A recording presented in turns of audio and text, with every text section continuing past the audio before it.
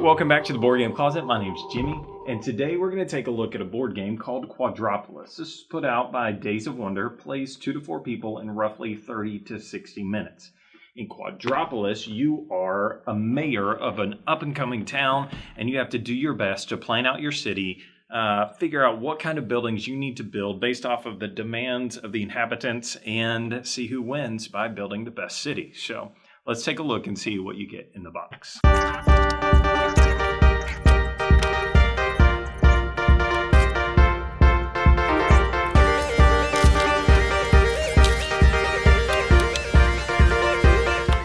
Okay, so this is basically what you get in the box with Quadropolis. So kind of out here in front of me, I've got the main player board.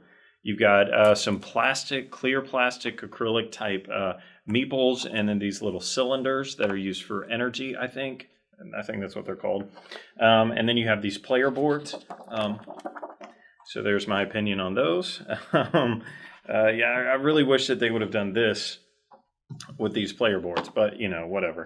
You get a scoring pad, which is pretty nice to have, and a good amount of those. And then if you can't tell, I'll put this up at the camera, but a ton of tiles. I mean, we're talking a ton of these tiles, and I have no complaints about the tiles. They're nice quality, pretty sturdy, and they give you one heck of an insert, right? So everything fits in here perfectly. You can open the board game, pull out tiles number 1, and get started and go right to it. So it's pretty simple in that, how they set all that up. You've got slots for your cool little, these are really cool little pawn token things that they gave you.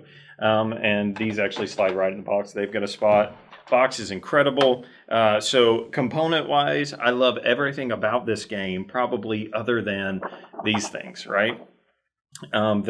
These little tokens that are right here, the artwork is so cool. I just love the little city. You're building a little world down there, Sims type thing. And other than that, I mean, it's great. The meeples are great. The cylinders are great. It matches this bright color world that they've created with Quadropolis. So you're just building this fun little city. And so there you go. So components, I think, are great. All right, so let's talk about the rules to Quadropolis. How hard or easy is it to learn this game? When I first opened the box, right, and I went to play this game, I think I watched a Rodney Smith video, watch it play on how to do this. So I kind of had a basic understanding, and then I went through it, and I don't know. I really don't think it's that difficult of a game. I think once you get into it, I would actually recommend watching a how to play video first. Because then when you dive into these rules, you're just playing catch up at this point. You're just trying to walk through and say, oh yeah, and clarify a few different things. The rules are laid out pretty good. Pictures, diagrams, all that kind of stuff. The hardest part of this game is actually just figuring out how the buildings score. And so they walk you through that. They walk you through how the tower blocks, shops, public service places, parks, factories, and harbors, that's the only types of buildings in the game. So they walk you through those pretty quickly, and there's really not a whole lot to it. One great thing about this game is that they actually included some expansions, I guess. You could call it, I just used the double quote. They've got some expansions in this game, which are variants, I guess. So you've got an expert mode that you could play with, and then there's a parks mode. So they gave you this little piece of paper in here that tells you which tiles to take out, which tiles to put back in, which, to be honest, might be something that you missed the first time you play the game. I played this with a few people for the first time, and another guy who set it up, and he made the same mistake I did, where I actually included the parks in the bag. And so make sure you don't do that. Check out which tiles are parks. And that makes a little bit more sense once you get into the game, why a park is important. So anyway, so rules, really not that difficult, especially once you play a round and you understand how the buildings score, you're good to go. They gave you a great player aid card, right? So this tells you how each one of the buildings score. And as you go through, you can figure out that really quickly. So you just look at this and say, okay, tower stack, and you get this much. Okay, for every tower that's surrounding a park, I get this many points. And so it just walks you through each one of those. So very, very helpful thing that they included, and I'm glad that they did.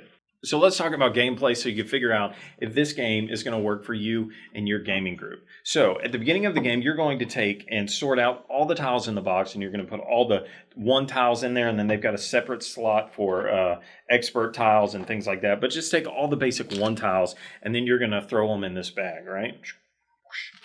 And then, which might be my least favorite part of the game because this is kind of cumbersome to do, but you know, just mix it up and go for it.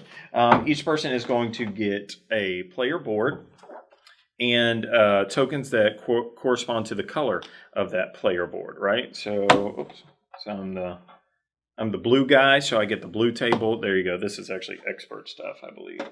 But I got the blue guy and my blue tokens. And then these blue tokens go, I'll move this so you can kind of see better on the video. 1, 2, 3, and 4, okay? And so we'll talk about how that works in a second, but you take one of these, you take a player board, and this is where you're going to be putting all the tiles that you take off the board. You're going to be placing onto here in a certain way. We'll get to that. And then this is the selection board. You know, I guess maybe the building council committee or something. I don't know. A zoning committee, maybe. We'll just call it that. And this is where all the tiles are going to come out. So at the beginning of the game, beginning of each round, you're going to take the tiles and you're going to, one at a time, place them out onto the board. And they just have to go out like this. And as long as you're not looking at a tile and placing it in a certain spot, you're good to go, right? And so I actually just shuffle them up real good and then take out mine and put them out. So I don't know if that's what they really want you to do or not, but that's how I did it. And I must be missing a few here.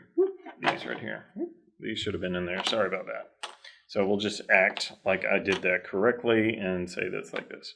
Okay, so then on the bottom of the tiles actually tell you which one they're for. So there's actually a variant for 2 players and 3 and 4. So you would actually, let's say we're playing a 3-player game, I would go through and take out all of the tiles that have the number 4 on them, just the number 4, because we're playing with 3 players.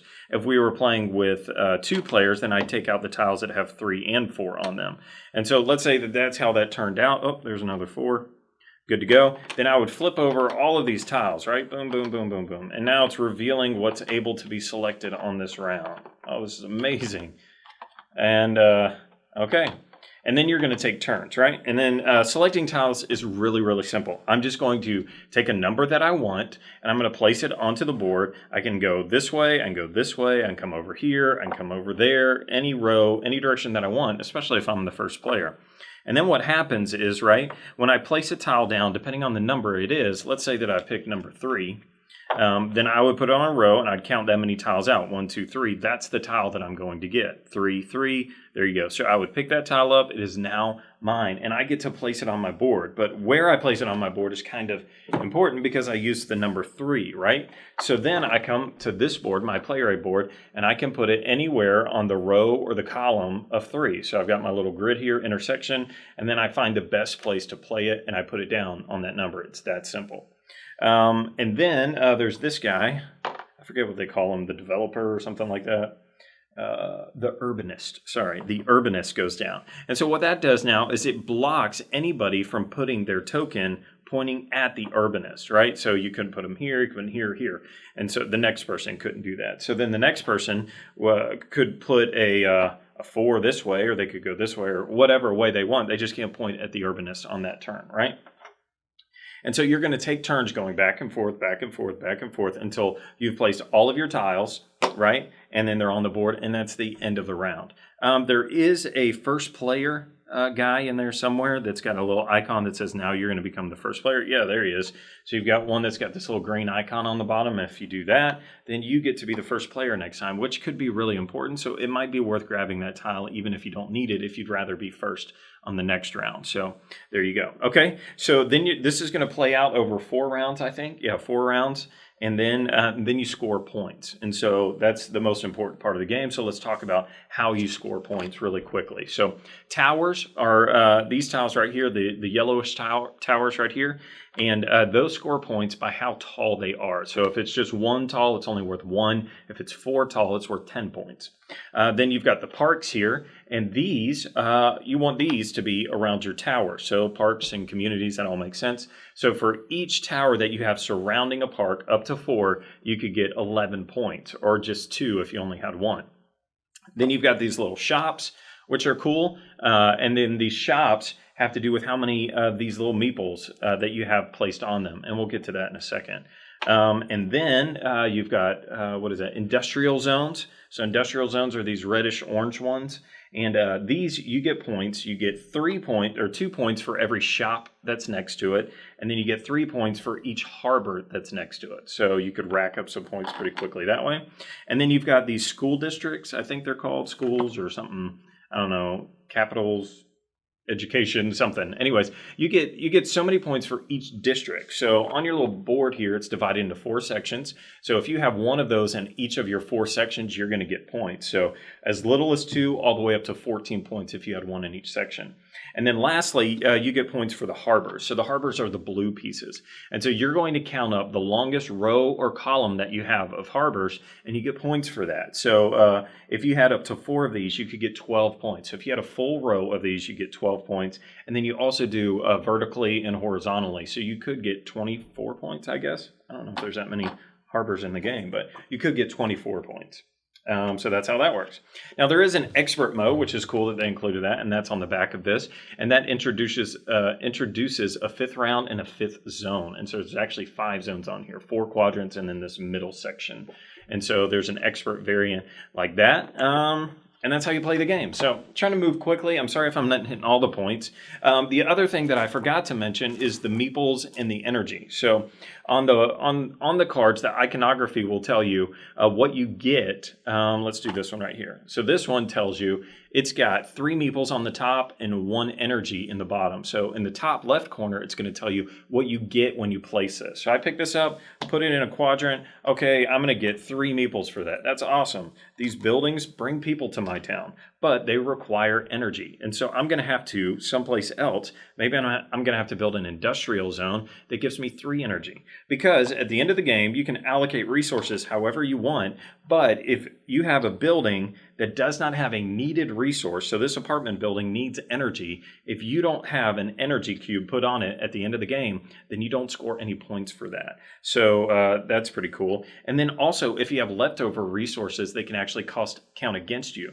So you're trying to balance out this idea of I want people to come, but I don't want too many people to come, and I need power, but I don't need too much power because it's going to pollute my city, all that kind of stuff. And so at the end of the game, you count up how your buildings are scored, if you have any leftovers, and then whoever has the most points wins the game. And so they have this handy dandy little notepad that takes you all the way through each one of those things, like Suburbia and some other games, and you just walk down it and you know, okay, that's how many points I got, and then you score and you win the game. So there you go.